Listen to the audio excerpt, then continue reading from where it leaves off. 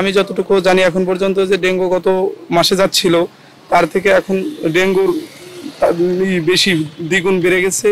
সেই তুলনায় পৌরসভা থেকে এখন পর্যন্ত আমরা আগে বিগত দিনে দেখতাম যে যেভাবে স্প্রে দিয়ে ডেঙ্গু নিধন করা হতো, তো এখন পর্যন্ত সেইগুলা আমরা দেখতে পাই না। আর সেই সাথে যে ড্রেন ব্যবস্থা, আমাদের রাজবাড়ী পৌরসভার মধ্যে যেসব ড্রেন ব্যবস্থা আছে সেসব ড্রেন ব্যবস্থার খুবই বাজে এবং বেহাল দশা।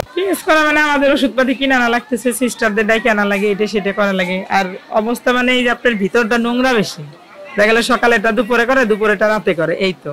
আমি তো কোনোদিন ধারণাই করি না যে ডেঙ্গু এত ভয়ঙ্কর, মানে এটা মৃত্যুর যে কি জ্বালা, ডেঙ্গু যার হয়েছে সেই জানে। চিকিৎসা এনে ডেঙ্গুর চিকিৎসা কো।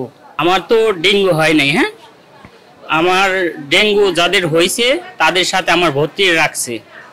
এতে আমার আরো সমস্যা হইতে পারে, তাকে মশায় কামড় দিয়ে যদি আমার আসে তাহলে তো আমার তো ডেঙ্গু হইতে পারে।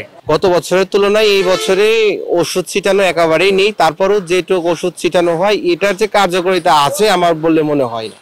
যে খালা নলান তারপরে বিভিন্ন ড্রেনে যে আবর্জনা হয় এতে মশার উৎপত্তি হয়, এগুলো জেলা প্রশাসক, জেলা পরিষদ কিংবা পৌরসভা এগুলো নিয়ন্ত্রণ করতে পারে। ডেঙ্গু যে হারে বৃদ্ধি পাচ্ছে আমাদের রাজবাড়িতে আগের তুলনায় এখন দ্বিগুণ, এইভাবে যদি ডেঙ্গু বাড়তে থাকে তাহলে আমাদের রাজবাড়ির মানুষ প্রচন্ড ঝুঁকিপূর্ণ এবং প্রচন্ড ঝুঁকির মধ্যে থাকবে। যদি পানি না খেতে পারে, যে কোনো শরবত টাইপের খেতে, ডাবের পানি ভালো, কিন্তু ডাবের পানি যে খেতেই হবে এমন কোনো বাধ্যবাধকতা নেই, পানিটা খেলেই হবে। আর যদি বেশি পানি শূন্যতা দেখি তখন আমাদের সরকারি হাসপাতালে আসলে আমরা ফ্রি যে স্যালাইন গুলো আছে, সেই নর্মাল স্যালাইন বা হার্টম্যান স্যালাইন সেগুলো দিয়ে আমাদের পানি শূন্যতা দিতে পারি।